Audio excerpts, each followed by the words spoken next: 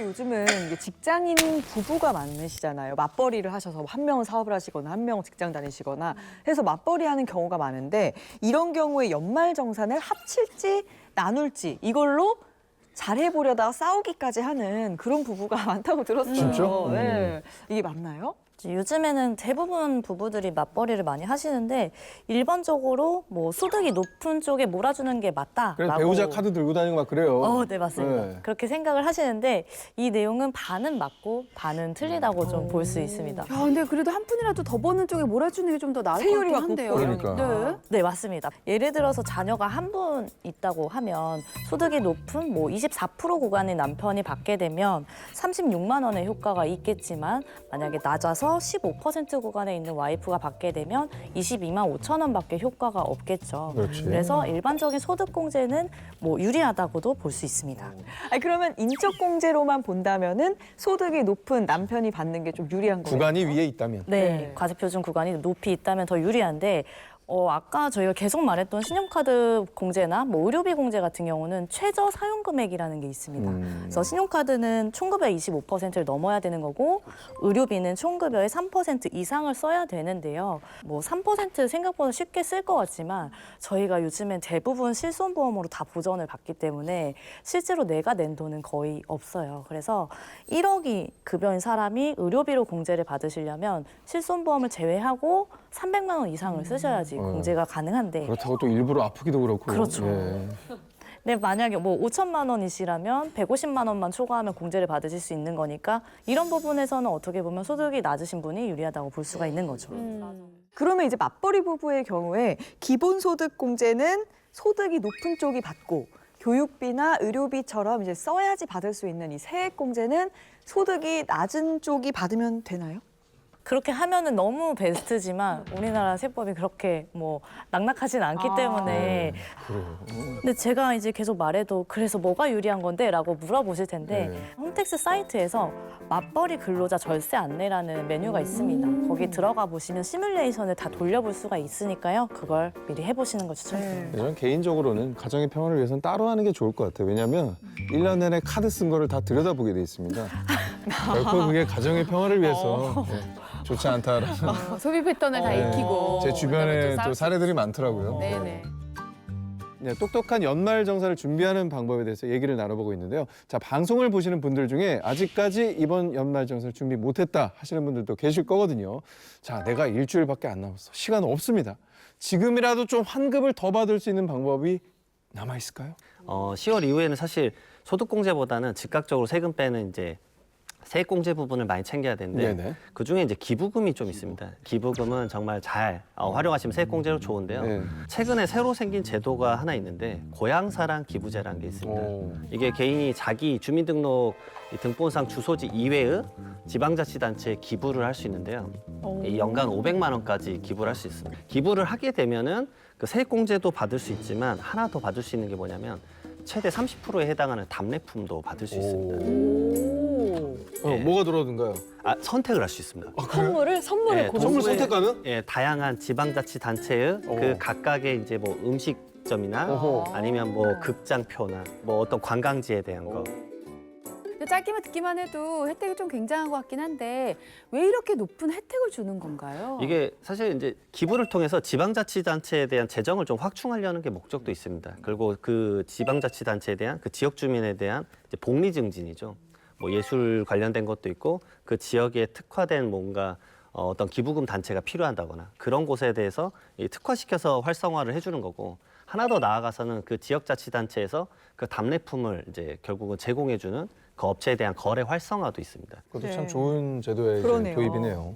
어떻게 보면 지자체를 응원하는 마음도 되고 네네, 뭐 절세도 기부도 되고 받고. 네. 일석이조네요. 그러면은 고향사랑 기부제 이용할 때 어느 정도 세액 공제를 기대해도 돼요? 첫 번째로 제가 권해드리는 건 우선은 이제 만약에 기부에 대해서 부담이 좀 된다 그러면 10만 원까지 먼저 권해드리는데 10만 원까지는 100% 세액 공제가 됩니다. 100%? 그럼 이건 안 할 이유가 별로 없네요. 네, 이제 10만 원 기부를 하시게 되면 10만 원 세금 전부 다 세액 공제 받으시고 그다음에 3만 원어치의 이제 답례품을 받을 수 있는 거죠. 그러니까 10만 원 넣으면 13만 원으로 돌아오는 겁니다. 네. 그리고 그 초과되는 금액에 대해서는 세액 공제 액수가 이제 16.5%. 이제 지방소득세 포함해서 그 정도를 받을 수 있는 거죠. 근데 이제 약간 사업소득자는 좀 다르세요. 10만 원까지는 세액공제인데 이 필요 경비로 이제 경비로 산입이 됩니다. 그것도 좋지. 네. 그것도 분모에서 빠지니까. 근데 연말에 좋은 마음으로 기부도 하고 뭐 세금 공제까지 받으면 일석이조일 것 같아요. 네, 물론 이제 현금이나 이렇게 기부하시는 것도 좋지만 꼭 금액적인 부분이 아니라 저희 뭐 보시면 아름다운 가게 같은 곳에 내가 못 쓰는 맞아요. 물건, 옷이나 가전 같은 걸 기부를 하면 기부금 영수증을 주시거든요. 예, 예. 그걸로도 세액 공제가 가능합니다. 저 엊그제 아름다운 가게에 50벌 정도를 보냈는데 오. 11만 원 기부 이야. 영수증을 받았어요. 좋네요. 저희는 그거 매년 하고 있습니다. 저희가 한 달 동안 대청소를 실시해서 저희가 안 쓰는 물건들을 좋은 곳에 갖다 드리려고 합니다.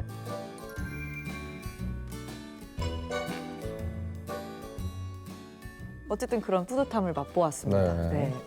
일주일 동안 혹시 저희가 또 마저 실천하면 좋을 꿀팁이 있을까요? 제가 항상 12월 달에 이거 사실 하거든요. 예, 퇴직연금 계좌에다가 이제 돈을 이제 이체를 시키는 거죠.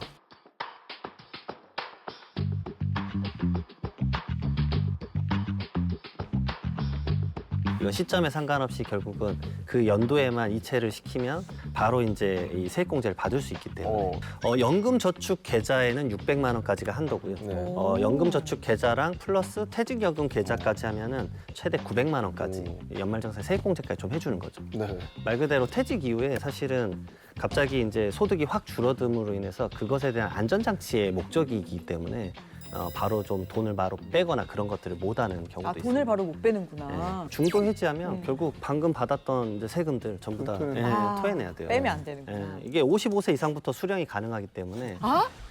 이런 거 생각하셔야 됩니다. 안 당장 눈앞에 그러니까요. 세금에 눈이 멀어가지고 900만 원 잔돈이 묶이는 넣었다가 상황이 될 수 있습니다. 55세까지 예, 예. 절대 안 되겠네. 그러나 또 시간은 금방 흐른다는 거. 네네네. 자, 그러면 이번엔 정소영 세무자님께 여쭤볼게요. 지금 하면 좋을 2024년. 자, 이제 내년도 우리가 계획을 합시다. 그 팁을 조금 알려주십시오. 자, 일단은 2023년은 방금 말씀드렸던 것처럼 일주일밖에 안 남았는데 만약에 지금 시점에 누가 크게 환급금이 나오는 방법이 있다라고 말하면 엄청난 한정이 있는 거겠죠. 방금 연금세액공자처럼.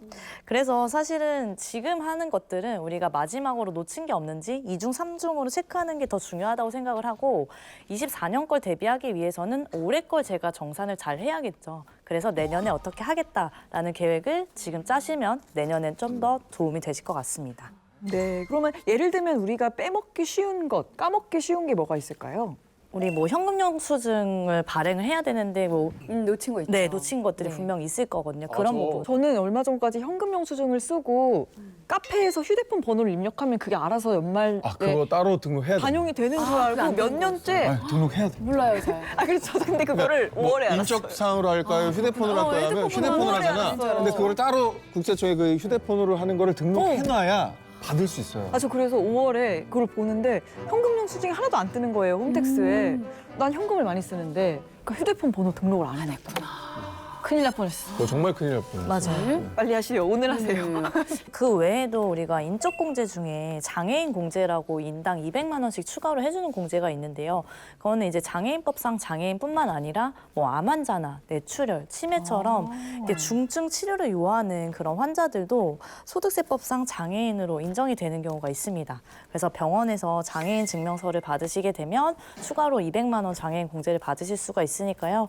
혹시나 그런 가족분들이 계시다면 꼭 챙기시는 게 좋겠습니다.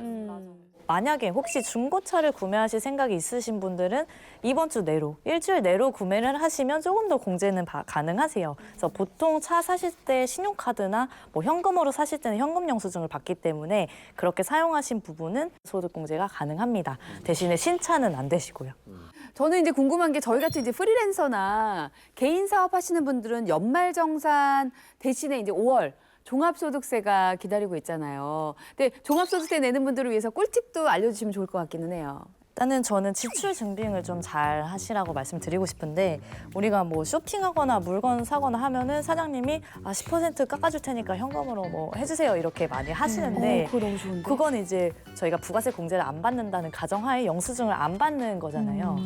그래서 나중에 저희가 소득세 신고할 때는 증빙이 없기 때문에 비용 처리를 아예 못 받는 경우가 있어요. 사업을 하시다 보면 뭐 크게 가구를 사신다거나 기계, 인테리어 이런 것들은 몇 천만 원이기 때문에 10% 10%가 아까워서 안 냈다가 나중에 소득세 때는 몇백만 원으로 늘어날 수가 있겠죠. 게다가 엄연히 그거는 이제 합법적인 방법이 아니지 맞아요. 않습니까? 아니에요. 예. 그래서 그런 부분들은 꼭 챙기셔서 그냥 현금 영수증 받으시고 네. 신용카드로 결제하시는 그리고 게 경조사비 좋아요. 같은 것도 좀 알려주시면 좋을 것 같아요. 네, 맞습니다. 요즘 또 뭐 결혼도 많이 하시고 뭐 장례식 가셔서 뭐 부조금도 많이 내시고 하는데 이거는 건당 20만 원씩 접대비로 비용 처리가 가능하시기 때문에 만약에 지출하신 것들이 있으면 증빙을 모으시는 게 좋을 것 같고 네. 그러면 어떻게 증빙하나요? 가서 이렇게 셀카 찍고 막 네, 아니 상 중에 셀카 찍고 막 그게 네. 캡처하면 이런 것도 되나요? 뭐 오면 가능하면 결혼식 뭐 셀카도 괜찮긴 하지만 요즘에는 저희 대부분 모바일 청첩장이나 그렇죠, 그렇죠. 모바일 부고장이 오기 부고장이 때문에 아니면 이제 뭐 문자로 온 거. 네네 그런 것들 캡처해 두시고 뭐 이체 내역이나 이런 것들 있으시면 해놓으시는 게 좋겠죠. 네. 그리고 이제 기존에 근로소득 하시다가 이제 종합소득세, 그러니까 본인의 사업을 시작하신 분들은 꼭 미스가 처음에 발생하는 게 세금 신고를 본인이 해야 되는데 아 맞아. 네. 회사가 안 해주니까 깜빡하잖아요. 프리한 첫 해 연락 왔잖아. 지금 뭐 하시는 거냐고. 세금. 네, 내시라고. 아 빨리 내라고. 아. 그래서 진짜 혼났어요, 크게. 결국은 무신고를 하게 되면 가산세, 세금은 가산세가 무섭습니다. 예, 무신고하면 바로 가산세가 20%가 붙고 엄청 붙더라. 예, 납부불성실 가산세가 연마다 거의 8, 9%씩 붙기 때문에 네. 처음 사업하시는 분들은 좀 이것에 대해서 좀 종합소득세란 걸 내가 직접 하거나 아니면 세무사님에게 뭐 맡겨야 된다거나 이런 개념이 있어야 되고요. 그다음에 두 번째로는 근로소득을 벌다가 이제 방금 말씀하신 대로 한 6월에 이제 퇴사하셨고 그다음에 프리랜서를 하셨다 그러면 연말정산의 내역을 끌고 와서 합쳐서 계산해야 돼요. 그러니까 세금은 더 올라갈 거고요. 자, 오늘은 연말정산 필승 전략법에 대해서 얘기를 나눠봤습니다. 연말정산 때마다 굉장히 큰 혼란을 겪으시는 많은 직장인분들께 조금이나마 도움이 됐으면 하는 바람을 가져봅니다. 네, 오늘 근데 두 분의 이야기를 듣고 나서 이렇게 얼마 안 남겨서 촉박하게 하는 것보다는 좀 진작부터 알고 나서 충분히 좀 준비를 한 다음에 꾸준하게 준비한 상태에서 이제 좀 마무리를 져야겠다는 생각이 들었거든요. 네. 그래도 어렵긴 하네요. 어려워요, 네, 어려워요. 어렵습니다. 네. 오늘 정말 많은 걸 배운 시간이었는데 뭐 기본 중에 기본 그리고 숨은 꿀팁들까지 세세하게 알려주신 이장원 정소영 세무사님 오늘 감사합니다. 고맙습니다. 고맙습니다.